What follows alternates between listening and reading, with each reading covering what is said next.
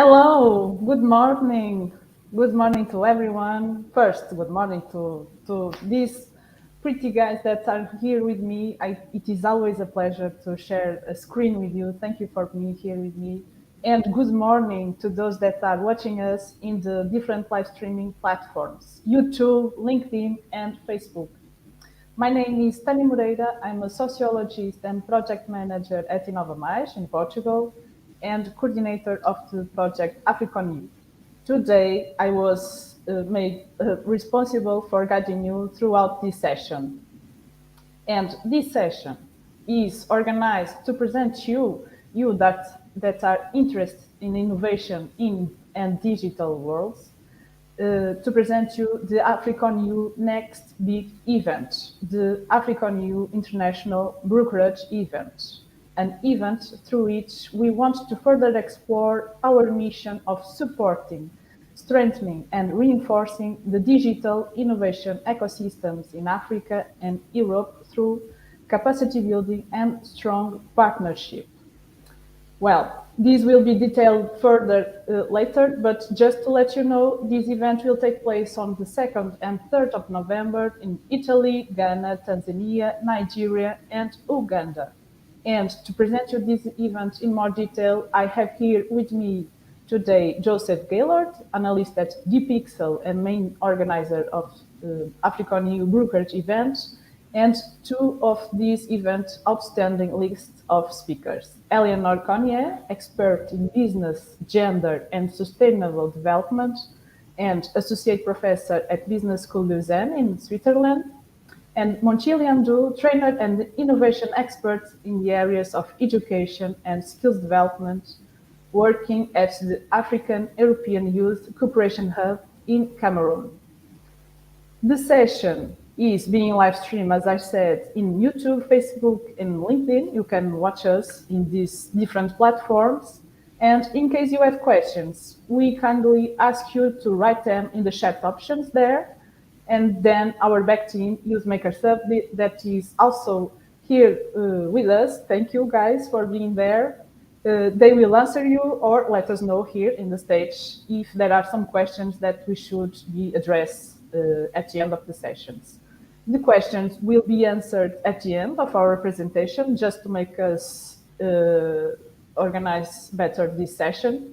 And in case we do not have sufficient time to answer during the session, because the session is scheduled to have a maximum duration of 30 minutes, about 30 minutes duration, we will answer all the questions after the session by writing you directly, or, well, if you leave us an email, we can also contact you through email. You can also reach us by writing directly to our email, or please put some messages on the social media accounts. We will make sure that all your questions will be addressed. Well, having said this, I now pass the mic to Joseph Gaylord, the main organizer of this event, who will present you in more detail the event. Thank you, guys. All right. Thank you, Tanya. So welcome, everyone. Good morning. My name is Joseph Gaylord. I am an analyst with dpixel and the project manager for the brokerage event with AfriConEU. And I'm really, really happy to be able to present this event to all of you. Can I get the presentation on the screen? Thank you. Okay, so I'm going to run down exactly what is going to happen with the AfriConEU International Brokerage event. As Tanya said, the goal of AfriConEU is to support African and European digital innovation hubs and the ecosystems that they're part of through capacity building, knowledge sharing, networking, collaboration, and joint programs and venture development. So we're a collection of 11 partners across Europe and Africa. And we're already about halfway through the capacity building component of our work, the workshops, webinars, and masterclasses. If you are working with a digital innovation hub or with an innovation ecosystem, I strongly encourage you to seek out those activities on our website. They are really, really valuable, key information in terms of how to support innovation ecosystems. However, for the partnership building, the collaborative component of our project, the first major event that we're going to be running is the Brokerage event. So the Brokerage event is a key component of AfriConEU, and our goal is to bring together 200 participants from as many different components of digital innovation ecosystems in Africa and Europe for 2 days in Bologna, Italy, with parallel events at DIHs across Africa. What we want to do during this event, we want to present good practices in African and European innovation ecosystems and how those can work together. We want to develop strategic partnerships between the participants who are on site through networking and matchmaking activities. And we want to identify major challenges and opportunities for AfriConEU that we can work on in our future activities. For the event, we've identified 4 strategic verticals that are key for African digital innovation ecosystems: agritech, fintech, edtech, and technology for development. And our goal is to explore those in some depth. So who are we looking for this event? In brief, as wide a group as possible. We want a maximum amount of diversity during this event. That's diversity in terms of national and regional origin. That's diversity in terms of demographics, so ability, age, background, gender, etc. Diversity in terms of stakeholder groups. We want people working with as many different components of their innovation ecosystems as we can, because our goal is to create collaborations, and that can only really happen if we have participants from different parts of their ecosystems. So, like I said, it's a 2-day event. The first day focuses primarily on discussing the state of play in these key sectors of African innovation. And the second day is a collaborative conversation where we're going to turn that camera around and ask our participants to discuss in depth, collaboratively, what they see as key issues. So, like I said, day 1 is about laying out what's going on in the innovation ecosystems. So these are going to be high-level presentations with diverse speakers. We have 2 of our fantastic speakers here today, Eleanor and Munchili. And for each of these themes, we're going to have a 4 to 6 speaker roundtable discussing the issue for half an hour, and then 20-minute breakout sessions after that, where each of those speakers can take what they were talking about in that roundtable and speak about it as an individual. And of course, these are going to be hitting major themes across innovation in Africa and collaboration between Africa and Europe that we'll be discussing in the second day. So agritech is a major topic for Africa. Biggest employer on the continent, agriculture. And there's a huge potential for agricultural technology to really disrupt industries across the continent. For that, we have Lawrence Afere from Springboard, which supports rural entrepreneurship and innovation. George Megos from the National Documentation Center in Greece, EKT, speaking about how African and European programs can collaborate, especially in terms of agritech. Talash Wiebers from Insectipro, who works on alternative protein in Kenya with support from European programs.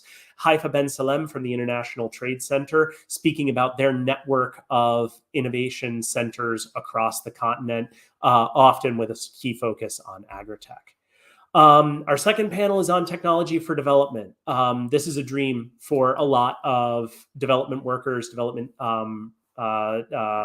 professionals, where they really want to bring to bear the novelty and the innovation of the private sector and entrepreneurship to development and social issues. And for that discussion, we have Anthony William Catt from London, from Enterprise Academy, who has built a network of actors connecting European and African innovation ecosystems. Joel Ogunzola from Emerging Communities Africa, where they have a set of hubs that are supporting rural communities in Nigeria. Filippo Sala from Startup Africa Road Trip, who's going to be talking about their work to connect African innovators with European support and investment. Tapiwa Nyandaro from Impact Hub, speaking about their network of hubs specifically dedicated to impact and social issues. And Eleanor Kanje from the Business School Lausanne, who is going to be talking about her work and research on social entrepreneurship and innovation. And you'll hear from Eleanor in a second. EdTech is another major issue, third panel. Of course, when we're talking about skills gaps and reducing brain drain and supporting the next generation of African innovators, this is where EdTech becomes so essential. And obviously, with the COVID-19 crisis, we saw even more interest in EdTech and the importance of education and technology. So on that, we have Michael Nyetgeka from Refactory Uganda, who is speaking about his work to connect African tech talent with European opportunities. Eunice Ball, who is doing similar work with Ishango, but from the other side. So she's working from the UK to create traineeship and opportunities for African tech talent in Europe. Shima Khaled is an EdTech manager. She has worked in an array of different areas in this field and has a really nice transversal ability to speak about EdTech and the importance of it. And Audu Monchili is going to be speaking about the work of the AU-EU Youth Cooperation Hub, which brings together young people from the two continents to discuss a range of issues, including education. You'll be hearing from him in a second as well. Finally, FinTech. We've seen financial technology, many of the first major innovations happened in Africa. When we talk about Roscas, when we talk about mobile money, when we talk about microcredit, these were things that were piloted on the continent. And it's important to see the role that African innovators will play in the next generation of financial technology innovations. On that theme, we're going to be hearing from Tayo Akinyemi, who is a researcher covering African innovation ecosystems and an excellent consultant on that kind of area. Chris Richmond Nzi, who is an Italian entrepreneur who works with African immigrants in Italy to strengthen their credit worthiness through job training through his program Cash Me. Sona Makpelu works with the Guinean government very closely in terms of advocating for financial technology on the ground there, and also has Suku, a ICT consultancy that works on e-commerce. Prince Henry Aramodafe is one of the founders of Abroad Ventures, which is working to develop a transcontinental banking system to support the African diaspora and encourage investment back into African innovation from those diaspora members.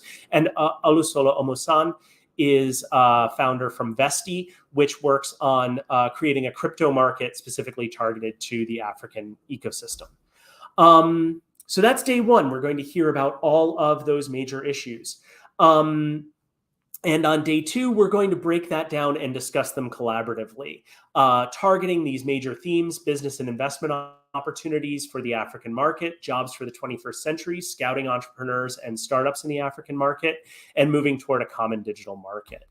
To do that, we're going to have a series of World Cafe sessions where we're going to sit down our participants in groups of about 10 and have them hash out these conversations. And you're going to be constantly rotating groups and discussing major topics in order to find projects and connections, in order to discuss issues and questions that may arise, and to identify challenges and opportunities that we can explore in future events through AfriConEU. Of course, all of this is aimed at networking. We want to bring together our participants in meaningful ways in order to build strategic partnerships. So we have a dedicated platform for that, where you'll be able to create a profile, see other people, and engage in one-to-one meetings and curated matchmaking in order to seek out investment, collaborative projects, participation in support programs, and build up vendor-client relationships. Finally, all of this is going to be happening in Bologna, but not just in Bologna. Obviously, this is a collaboration project between Africa and Europe. So we really want to put as much as possible African innovators on the stage. So we're going to have a series of remote participation activities across African DIHs. The members of our community are in Nigeria, Uganda, Ghana, and Tanzania already, and we're looking at bringing in potentially some additional hubs in the immediate future. So keep an eye on our social media for that. At those activities, you'll be able to join, just as you can at Bologna, the networking and matchmaking activities. You'll be able to watch everything that's happening on the stage in Bologna. There will be local speakers to discuss what's happening in those communities in a very specific way. And you'll be able to participate in the same World Cafe tables that you do in Bologna on site at those locations. So thank you all very much. I really hope that after this, you're as excited as I am about this event. We've been putting in a ton of work on this. So we're really, really happy to see this coming together, and really, really excited to see as many of you as possible in Bologna or at those remote locations taking part in the event. Thank you. Thank you very much, Joseph. I know it's really difficult to summarize all these big events in just a few minutes presentation, but you did it. Thanks, and congrats for summarizing it. I did run slightly over time. Well, we would like now to give you, everyone that are watching us in the different platforms, a glimpse on the type of topics that we will be addressing, or our speakers will be addressing during the event. And for this, we have here Eleanor and Montili, which I would like to ask some questions. But well, before asking you the key question here, please satisfy my curiosity. When you saw our invitation to be part of our keynote speakers panel, what were your first thoughts? Please, one of you, Eleanor, perhaps you can start. You are muted. Okay, great. Thank you so much, Tanya. And Joe, thank you so much for this platform and this opportunity for us to really talk about why this conference is so important, this brokerage event. When I saw the invitation, honestly, I've been living in Europe now for the last 11 years. And as someone who's extremely passionate about the African continent and has always had a desire to make an impact and to utilize my skills and utilize the resources that I have to make an impact on the African continent, who researches on the African continent as well, to see, honestly, I was excited to see something so innovative, especially me as an African body living in Europe, having the opportunity to be able to actually work directly with individuals on the African continent and be able to share my tools and resources and knowledge that will allow us to create even more innovative solutions for development. So for me, it was really honestly like finally a space that actually brings together young people, a space that's looking not only to the public sector for solutions, but also creating a space where young people, young innovators, or young entrepreneurs, visionaries, leaders can come together, learn from each other, collaborate, exchange ideas from the European and African ecosystems on how we can best leverage our skills to offer solutions for our world. So for me, it was excitement and also a personal opportunity to continue to do the kind of work I've always really been passionate about. So. Thank you very much, Eleanor. And you, Montili? Thank you so much, Tanya. The invitation came at a time when we are actually piloting a project that taps into the potential of technology to improve the quality of learning and teaching in Africa and Europe. So I am sure that the November gathering will facilitate reflections to generate new ideas to improve the innovation ecosystem in both Africa and Europe.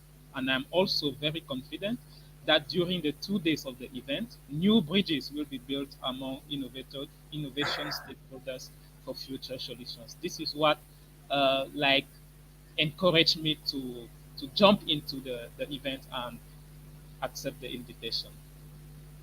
Okay, thank you very much.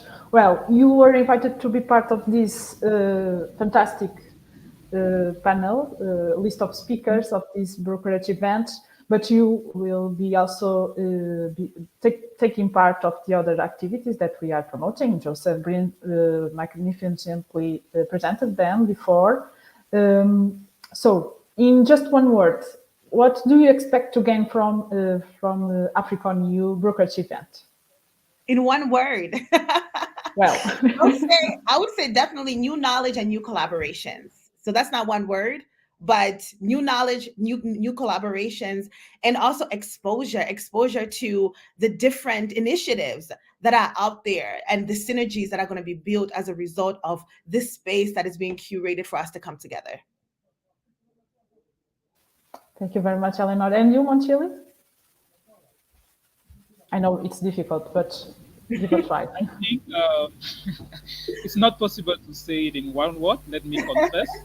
But it's always a pleasure for me and for us at the Africa Union European Union Youth Cooperation Hub to engage with other young people and also other stakeholders working on the same challenges that we address. So for us, the challenges we address go way beyond the 17 countries we deploy our project in. And this is why we collaborate with other existing initiatives like the African EU, sharing our results and practices, but also learning from their contributions, facilitating debates to generate new solutions to common challenges facing Africa and Europe. This is definitely what we think and what we expect to gain from the African EU Brokerage event in Bologna. Okay, perfect. Thank you, Monchili. So, third question, the hot question. We have said that you will be part of this outstanding list of speakers, but we didn't ask you yet what would be the topics that you will address. As Joseph has said, the brokerage event is divided in kind of 4 verticals, agri-tech, fintech, edtech, and technology for development. Please say again which will be the digital area that you will be exploring during the event and what specific topics, learnings, good practices can we expect to learn from you during your sharing session? All right, so I'm going to go ahead and go first. I'm going to be speaking as part of the Technology for Development panel, and I'm super excited because a lot of my research has really been looking at how we can utilize entrepreneurship for development, and especially how we can harness the power of young people and women on the African continent to further explore what solutions that we can utilize business practices and offer development solutions. Now, my research area and interest has really always been on how can we ensure that young people and women have the necessary tools, the necessary knowledge, the best practices, the capacity to be able to fully take advantage of this innovative age, this technology world in which we're living in right now. So for me, the conversation that I'm really going to be having is really about, beyond building an entrepreneurial mindset, how can we build an entrepreneurial mindset for good?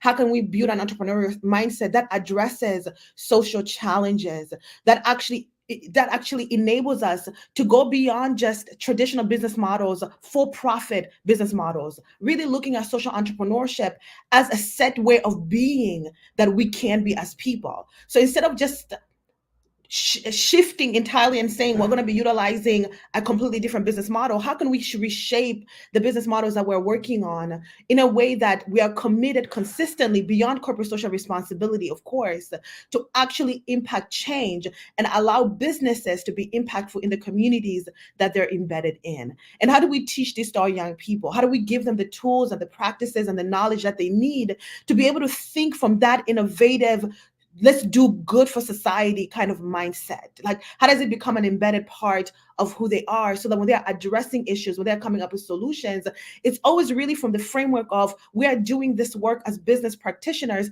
because we want to see our world become a better place, because we want to make sure that we're creating more agribusinesses that are really about providing access to food in a sustainable way for the lives of everyday people, as an example. So that's really the conversation that I want to have, like how shaping ourselves as business owners, as business practitioners, in a way that we're always thinking sustainably, we're always thinking innovatively, we're always thinking about the impact that we can have in society generally.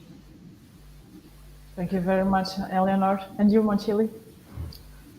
I think for us, as Joseph just mentioned earlier, uh, we are implementing an education project in Mali and Spain, Gran Canaria in Spain and Segu in Mali. And this is not just an education project, but an innovative education project designed to meet present and future challenges and ensure the continuity of teaching and learning activities in crisis and emergency settings. And Joseph also like mentioned the impact the COVID-19 had on the education sector. So from our experience piloting this initiative, we are interested in any discussion on how to design and implement education technology solutions for low-tech environment, for example, and also how to build intercontinental collaboration to scale edtech solutions that exist and that are numerous in Africa and Europe, and also like how to design solutions adapted to host communities, because some like education solutions do not work in low-tech environment, for example. And finally, how to engage with the public sector stakeholders or facilitate a multi-stakeholder collaboration for future innovations. These and more are questions we work on, and we will also like to know other perspectives existing in the field.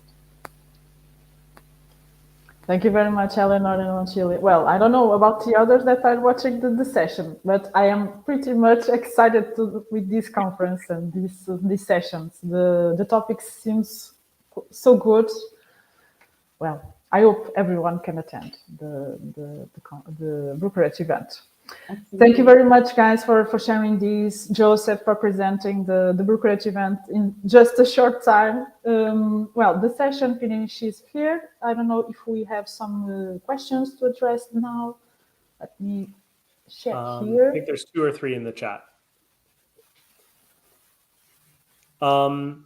So I'll jump on this question here. I saw it, and it's absolutely something that we've been thinking about a lot.